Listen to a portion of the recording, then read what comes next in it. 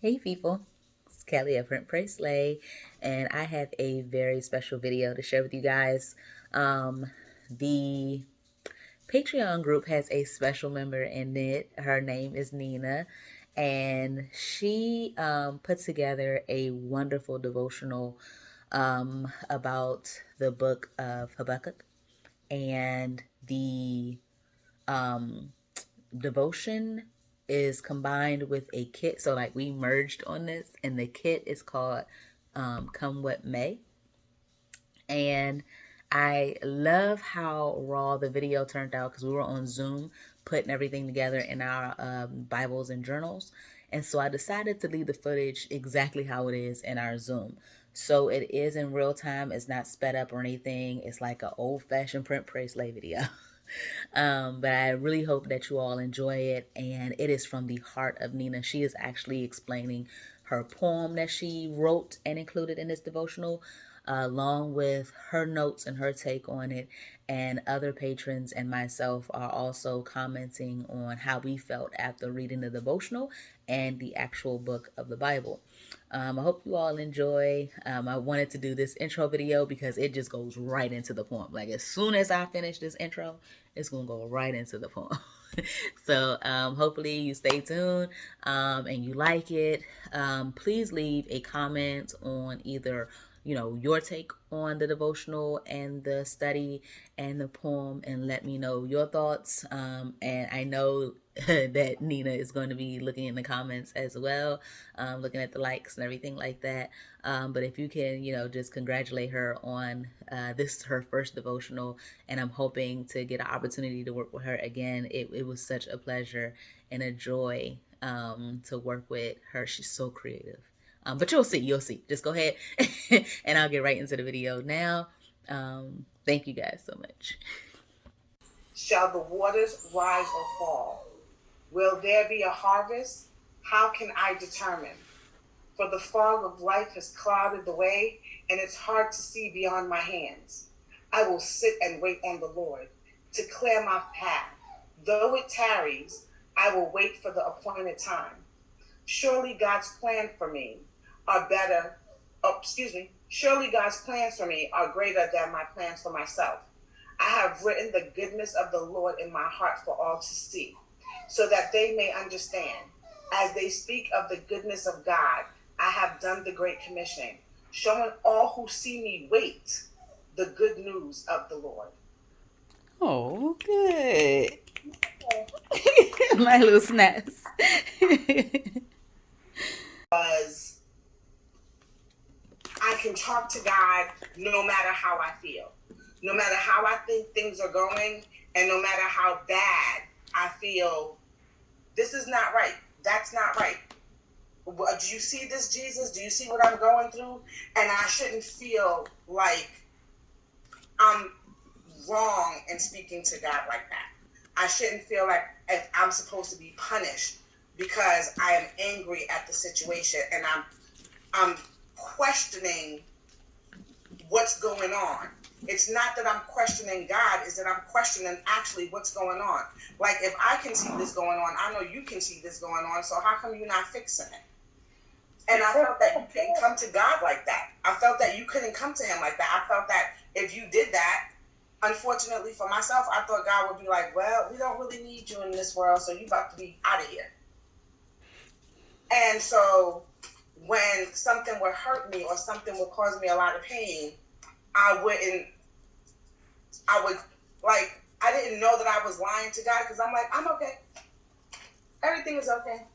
If this is what you want, and never say like, hey, I don't feel like this is fair, or you need to fix this, or what are we supposed to do about this, or you do know this is my life, right, Jesus? Like, and so with that, it brought me a sense of, oh, okay, he's real all the time. He's not just real when you're praying our Father, but he's real when it doesn't feel good. And I think that a lot of people don't take that to heart, that he's not going to be angry with you because you have questions. And maybe the questions that you ask And maybe if you asked those questions and you told him the truth and you gave it to him with honesty, because I was going to him lying, like, oh God, well, if this is what you want me to do, then I'm okay with it.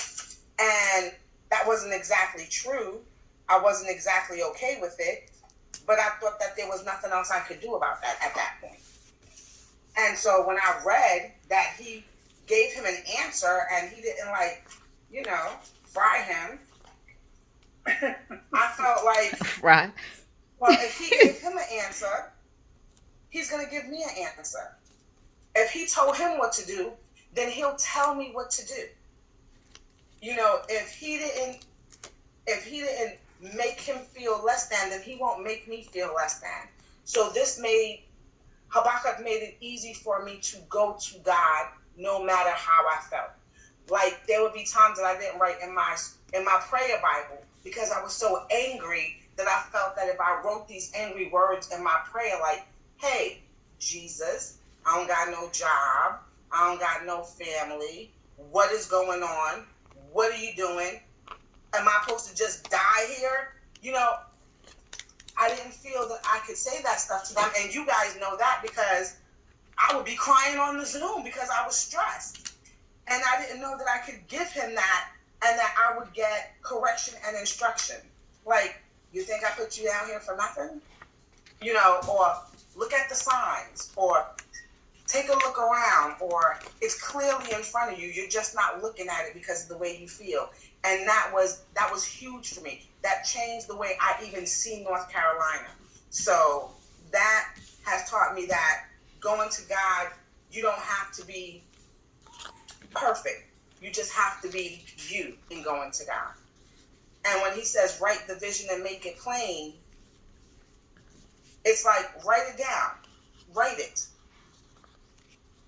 If this is what you need, if this is what you want, if this is how you feel.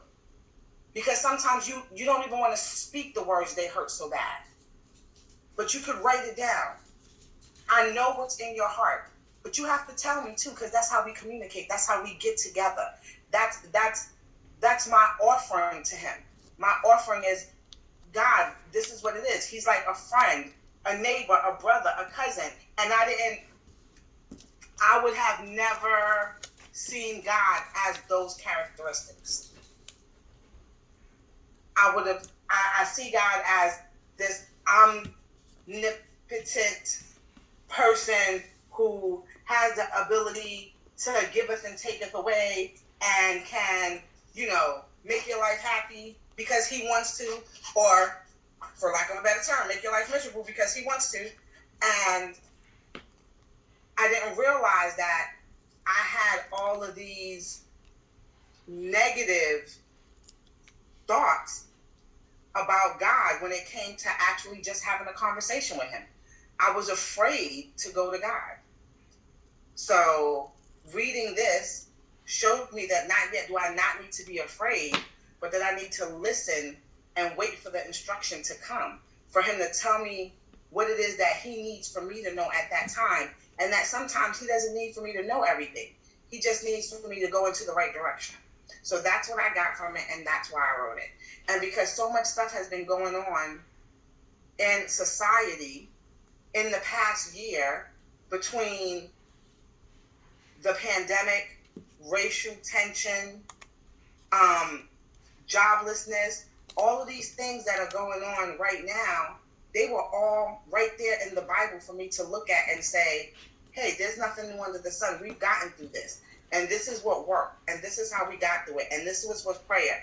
And these people were bad. And he wasn't talking about like, hey, these people are great and wonderful people. He was like, you're going to let these people capture us? These are the worst of the worst. Why is this happening? And I feel like putting all of that together with what happened to Moses' wife shows you that, hey, everything that happens has happened before, and that there is an answer to it. We just have to seek the answer from the correct person. You can't ask somebody who's in a drought with you where the water is. You got to go look for the water. God will guide you. And so that's what I learned from this devotional. Okay. And so I really thank you. I like the study because this is don't do devotionals often, and so I was really excited when you had the idea to do it on this particular book, and it is you have approached me with that. I don't know how many times. I can't count the amount of times in which I was like, "Oh yeah, we should do something. We should do something." And you have all of this. If y'all don't know, Nina has all of this creative talent within her, especially with her way with words. And so I knew that, connecting with her would be beneficial to so many other people. And so I was really excited to read your point of view on this particular book as well. And I think it's, almost ripped everything up. I think it's very relatable to others. I don't know if anybody can. I can definitely be honest and say that I've had those same kind of questions because you do see other people winning and doing great, and you may not feel like one they deserve it. If you could just be honest with yourself, that's just your thought is like, well, they're the one that cheated on their taxes, or they're the ones that cheat on their wives, or they're the ones that cheat on their husband. They're the one that stole this or didn't work as hard as I did. It doesn't have to be as deep as stealing stuff. It can be as deep as I worked hard. How come I don't have the same thing, or how come I'm not being blessed, or whatever the case may be. So when you take the context of what is going on in this prophet's mind, I think is very relatable. And I was telling Nina before we started recording that I am in the middle of my study for Job with Cookies and Christ, and it made me reminisce on the feeling I felt when I was studying Job, and how his friends were like, you must have did something wrong. This is happening because of this. And so you're reflecting on this conversation that somebody is having, that Job is trying to have with God, and how he is struggling to find out why things are happening to him.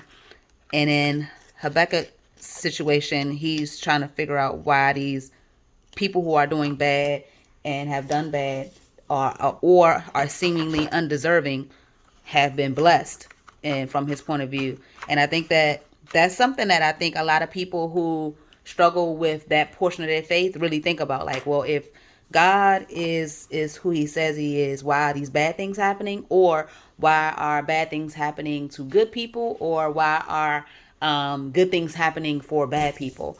And I think that what I pulled from this, though it was many things, what's on my heart right now is that when we want an answer for God, our patience is necessary, and we have to understand that we may not get the answer that we want or that we're looking for, or at all. And it may be the capacity that we have for the unlimited knowledge and plan that God has. So although we might be praying for, that position, or we may be praying for that house, or anything that we may want, that love, or that child, or that forgiveness from another person, it may not be in a timely manner that we want it to be, or it may not be for us at all. And for us to question God is okay. Like, I love that you said that, Nina, because it's not questioning God as in we don't trust. It's like questioning to understand, where are you coming from, so that, like, check me so that I can have a better understanding. But I want us to know that may not come. And sometimes that might be hard for us to wrap our head around, but I wanted to make sure that people know that it's okay to go to God with a question. It doesn't mean that you lack faith to go with a question. It's just you seek understanding, but you have to understand that he may or may not answer you in the time in which you want to, but his timing is perfect in how everything carries out. And I really feel like you have to lean on a lot of your faith in that situation. Because you want it. You want it now. We are definitely a society in which we're like, well, I asked by any means necessary. I hope that God answers me in a timely manner in which I feel is timely. And that does not always happen. So that it's hard to to read a book like Job and a book like Habakkuk and not see you in it. And I really like that I can see me and how I go to God and how I have questions and how I wonder about things that may not be for me to wonder about at that time. Like if it's not keeping you from your blessing, maybe you should keep pushing towards the plan that He has for you. But it's just, I think in our nature to just be like, well, why my neighbor have a new car and she don't cook as much as I do. Like, not that those are anyway related, but you just feel like you work harder than somebody. Why are they getting the blessing that you feel like you deserve, you want, or whatever the case may be? And like you said, in society now, like there's like a wealth shift happening, or something is happening in Mm-hmm. our economy. Like it's weird. Like I study stock, not study it, but like I watch it, and I'm like, how can somebody have saved for their entire lives and been waiting on this Coca-Cola stock since the 50s, and then somebody else go and throw it all on Bitcoin, and then they just boom, millionaire in a day? And you're like, well, this person was slow and steady, and they listened and they did everything, and they studied and they did everything they're supposed to do, and this person on a whim got what this person has been waiting for decades, and they may never get what this other person has. And it's hard to to grasp that and still feel like I'm in the eye of God. Like he definitely has my heart at mine. Sometimes we feel like He may have forgotten us, or that we're just not in the plan at this point of view. Well, I felt like I had questions that I had never asked before. I was like, Jesus, you took my husband, but Gwen been cheating on her husband for 15 years. I need to know how this works. That's a real Or, question. you know, why?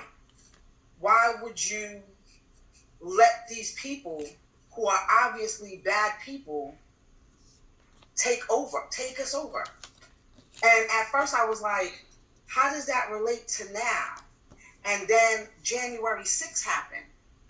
And I said, these people, if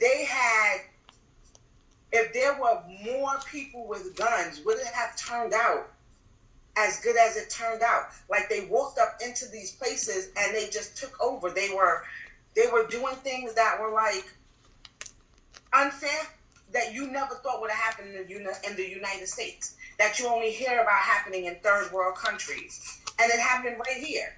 And so I said, just as easily as they could walk in, they could have took over. This could be a military state. I could be in a cage right now because these people see me differently because of the color of my skin. And I had questions like, how do you let something like this happen? Why didn't you strike them dead when they hit the building? Right. And then I had to remember, everything happens for a reason, and sometimes the reason is not me. And I think that was my biggest thing. Sometimes the reason is not me. Sometimes you lose a husband, not for yourself, but because someone else needs to see that they can get through that kind of grief too. Or you lose a child.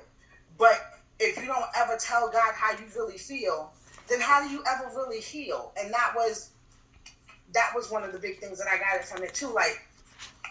After all these years, I wasn't healed. It was raw. I couldn't have a conversation about this wonderful man that I call my husband without crying, because I was like, I'm okay. But really, I was very angry. I want to know how come so-and-so still got her husband. She's not even a good wife. She don't even cook every day. Like you said, she don't even make the man no breakfast. And then God, and I'm not going to say that he was like, hey, Nina, but it was like, I have another friend who said, if you hadn't talked about how you felt and how you deal with it, I would have never been able to get through with the death of my husband. And he had been sick for a long time, so she knew it was coming. But it didn't make the pain no less for her. You know what I mean? Mm-hmm. And so I was like, okay, maybe sometimes when you show me the instruction, when you tell me what it's for, maybe I'm so busy being in my pain that we just don't listen. We're not hearing you because we're listening to everything else. We're listening to the hurt. We're listening to the pain. And we're definitely listening to the news.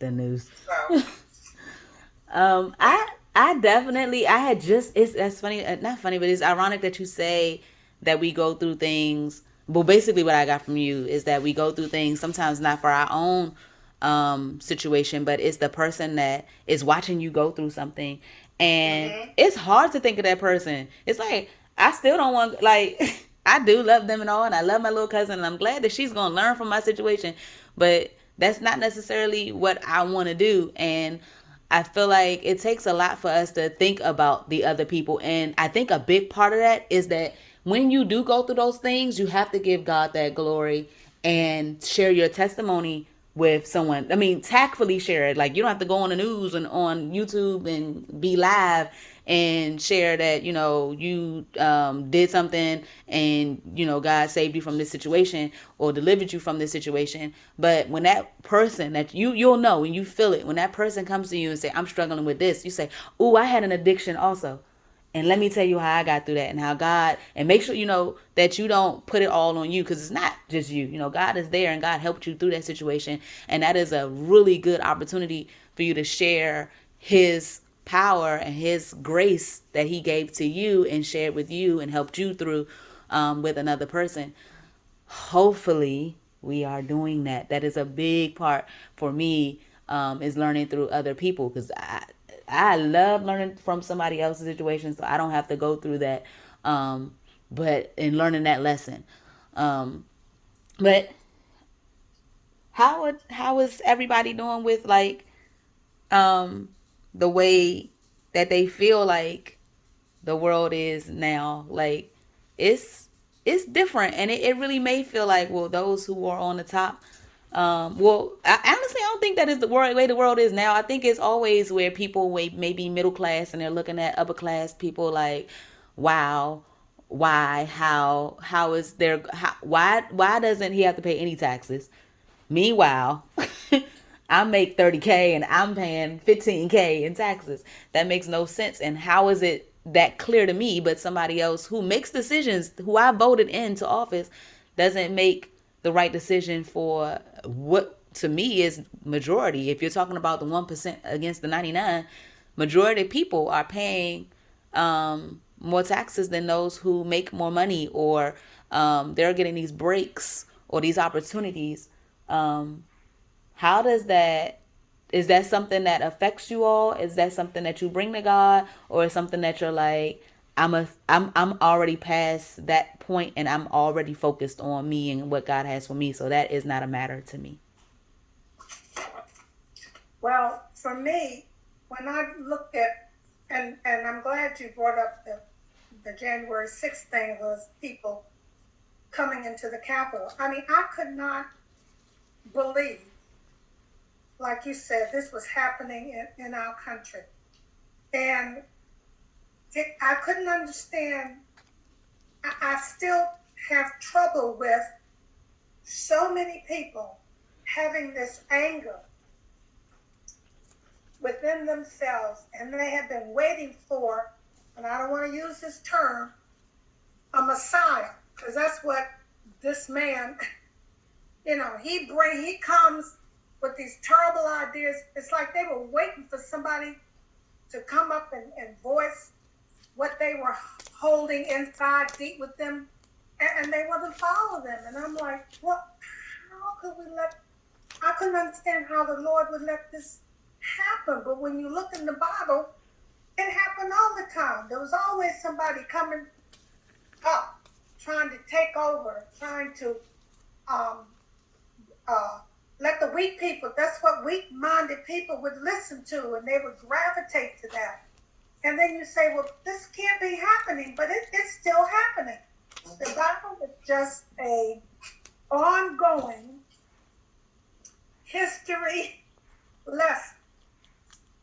Yes. When I go and I read the Bible, I'm like, well, this happened that way, this happened this way, and it's still happening. And I'm like, okay, well, sooner or later, as the Bible says, we're going to reap, things are going to happen, and you need to decide for yourself where you're going to be, where you're going to be, who you're going to believe, And get ready. Well, when it comes to that, I thought about, I think his name is Obadiah. Obadiah had enough faith to live in the drought when the prophet Elijah said there was going to be no rain. He had enough faith to live in the drought. And I think that that's where a lot of us Christians are. We have enough faith to live in the drought, but none of us have enough faith to go look for the water. That's a good one. You know what I mean? Because when you go look for the water, there are people who are thirsty telling you, well, why are you looking for water? The rest of us are thirsty too. And so you say to yourself, but if everybody's thirsty, then we're just all sitting around being thirsty people, looking, no one's looking or seeking for anything. So I always have to tell myself, if you have enough faith for the drought, Nina, then you have enough faith to go look for the water. And everybody doesn't want you to look for the water. Some people don't want you to look for the water because if you look for the water, then they think you're not going to give them it. And some people don't want you to look for the water because they've been thirsty for so long that they're like, well, I have lived this long without the water, so what's the big deal? But when you have faith that God can do all things, this has happened already. When you have faith that God can do all things, then it gives you faith to go look for the water. And then when you go through whatever you have to go through to get the water, there's someone else, like young Elisha, who is going to see you having faith to find the water. So it's like, not just is it not only for you and it glorifies God, but someone else who's questioning how much faith they have will also see that sometimes you have to take the faith that you got and borrow somebody else's in order to achieve what it is that you're looking to achieve. Sometimes I need to borrow someone else's faith to get through. And I think that's why we tell our stories, because that's how you lend someone your faith. I'm going to lend you my belief that God is a healer, because God is a healer to me because he saved me from the inside out. So to me, God is a healer. And the reason I know God is a healer is because when I don't remember yesterday, I realize that I have tomorrow. When I see that I buried all the people that I was in the hospital with, I know that he healed me. How do I know God is a provider? When I came to North Carolina, I didn't have no job. I lost everything. And still, my rent has never been paid late. And still, I've never been hungry. And still, I'm doing better than I was doing when I first got down here. Mm-hmm. So when you tell people, this is my story, it's like you write the vision and you make it plain. Because I'm going to give you the faith that you need right now until you can completely grow your own. And I think that that's what giving our testimony is lending our belief and our faith and our knowledge of what God has done to someone who has no idea how to get through that situation. Yes. And so when you ask God questions and you tell someone, you know what, I asked God and I was mad and I was screaming at the top of my lungs. People look at you like, really? That's how you spoke to God? Yeah, because he said, come to him in truth. And since I've been coming to him with lies for the past 7 years, you understand what I'm saying? I've been coming to him lying for the past 7 years. Well, God, if you thought that that's what should have happened, well, praise the Lord, God. You're going to make me strong. No, what I felt like saying was like, God, who's going to love me? Who's going to listen to me? Who's going to celebrate the Christmas with me? What did I do that I deserved this kind of pain? Like, I had to come with that to realize that I was not healing. Mm-hmm. Mm-hmm. You know? So I had to borrow somebody else's faith. Fortunately, for myself, it just happened to be in the book of Habakkuk. When he said, I asked these questions, these people are going to take over us. They're going to enslave us. We're going to have to bow down to them. Why are you allowing this to happen? These are not good people. And, you know, because like I said, when I turned the page, I was like, God about to kill him. He about to be gone. Because and he wasn't. his tone. He wasn't gone. He was heard. He was listened to. He was made to feel valid. That's huge. Not that anyone can take my pain away, but to let me know that my pain is valid, that was big for me.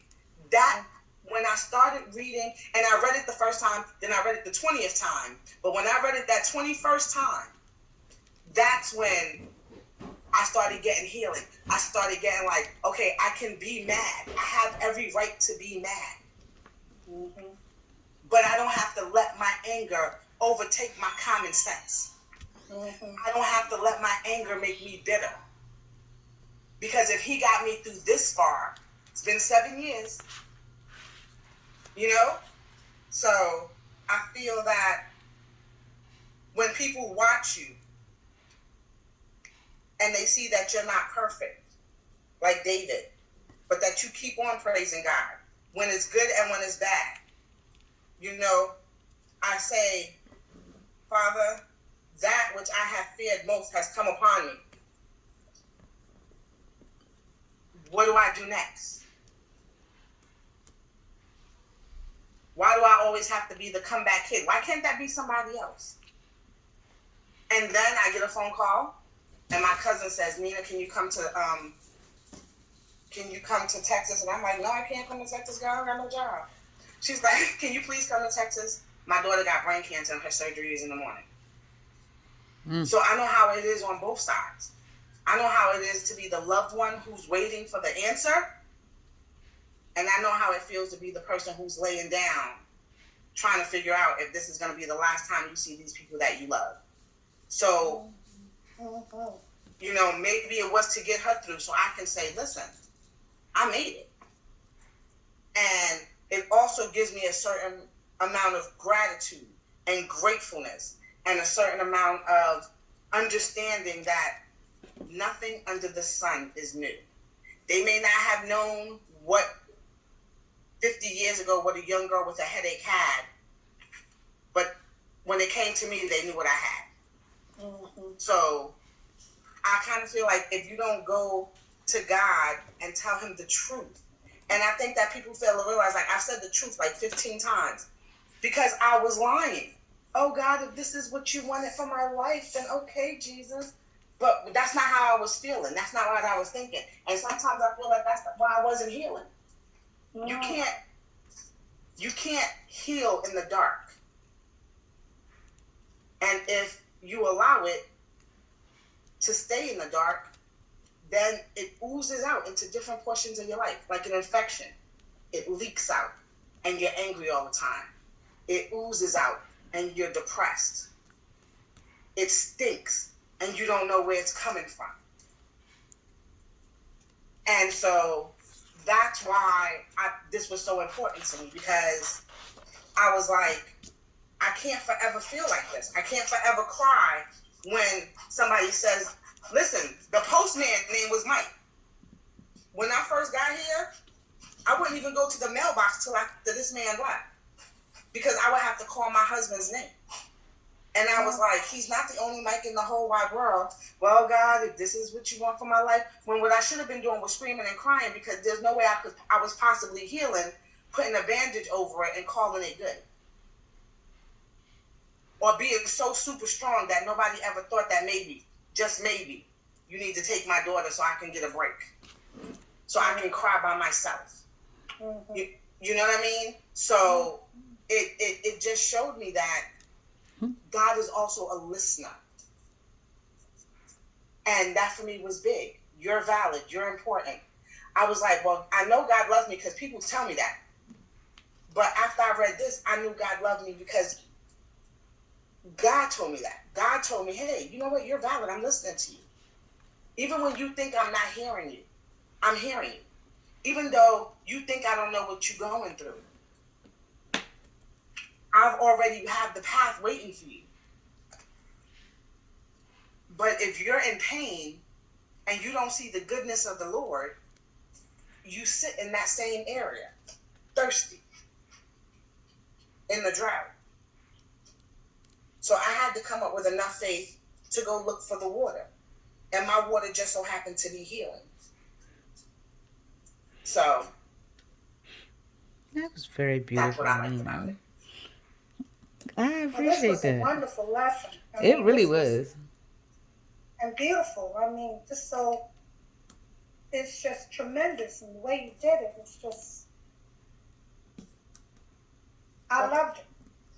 Thank you so much. I was so nervous. I think I probably could have gotten my printer to work if my nerves wasn't so bad. This is your gift. God has given you. And now what do I do with it? Recognize it. And so you had it. And so he said, okay, I gave you a gift. You sitting with it, sitting like in your hands, and sitting on your hands, not doing nothing with it. So you're going to have to do something. And you finally did. And we are so grateful. Thank you so much. I so appreciate that. Because I was nervous. I don't know why. You're such a good speaker and you understand how to share your thoughts and your feeling and your heart. I knew you were gonna be okay. She came on here. She was like, Kelly, I don't know what to say. You'll be fine. Look at you. She said, do you want to wing it? I said, no, I got to write this stuff down. Well, I wanted to share. I don't know how everybody else is. I was just sticking stuff down as everybody, and I wanted to say hello to Miss Bradford. Hello. Hi. I see you. Hi. I'm fine. Hi, Claudine. How are you? I'm great. The words that you just said, it just sit in my heart, and I'm glad I was able to at least catch the ending, because I really needed that. I needed that, to hear that you could be angry, that you can be sad. I needed that. So I'm so happy and so grateful that I was able to catch y'all. I'm sorry I was late. I had family here. No, it's okay. Oh my God, that was so amazing. Oh, thank you. Thank you so much. Miss Brenda, you're right. That was beautiful. That was actually right. Absolutely. Kelly, when you finish, I got my pages ready. I'm on it today. Let me see. Are you working with us with the kit? Ooh, that's beautiful. Claudine? Am I working with? I got the kit. I just didn't cut it because I had family here. And they just left right before I got on. So I was like, I got to at least go on in here what Nina got to say. So that's why I'm here. I'm working with the kit. I'm cutting it out as I'm talking to y'all. So okay. No worries. I'm so grateful for you coming. Thank you so much. You know, I had to come, and I said, Nina wrote this, I'm coming, and I read it, and I was like in tears. So I'm grateful. I'm grateful. Kelly, thank you. Thank you, Nina. I appreciate this. Both of you. Thank you for supporting. This may be her first, but it won't be her last. Miss Brenda, this is not my first. I just been so, like, No, she's talking about Nina. Yeah, Linda. Yeah, this is your first. But you can't make this your last. She's absolutely right. When I seen that you did this, I was like, oh man. So how do I don't know where to go from here. He'll tell you. Just listen. So listen to God. You got to pray. He'll tell you. God will sit there and tell you. I promise he will tell you. He listened, and you know he listened. You just told us he listened. Yeah, he listened. But you know, I was talking to him. I was like, "This is one and done." And you know how when you say this is one and done, and you're not really done, you just write and write and write and write and write and write, and that's what I've been doing since I've done this. So, hold on. I wanna close my YouTube. I mean, I'm not live or anything, but I know that we're about to talk. So I think I'm just gonna say bye, people. Hopefully you enjoyed the lesson and the study and the notes and the heart that was shared. Please comment below. I really didn't. I really wasn't going to tape it in order to hear the study as raw as it was, but I feel like I I'm going to have to talk to Nina about that part. But for right now, uh, this was the study. The kit will be linked, and I hope that you get a chance to read her heart within the devotion. Bye. Okay, so of course, in the video, you see like I'm debating how I'm going to post this. Of course, I figured that all out. Me and Nina, we spoke, we figured it out. So hopefully you guys did enjoy the video. Nina is so passionate. She has such a passion inside of her for Christ and the gift that he gave to her with word and how she envisions things. It's just amazing, and hopefully you were able to just grab a little bit of that. But please make sure that you comment below and congratulate her and lift her up and keep her encouraged as she continues to do what God tells her to do with her studies, her devotionals, and her poetry, because she's a poet. Thank you all so much for watching. Please remember to like, comment, and subscribe, and I'll see y'all in the next video. Bye.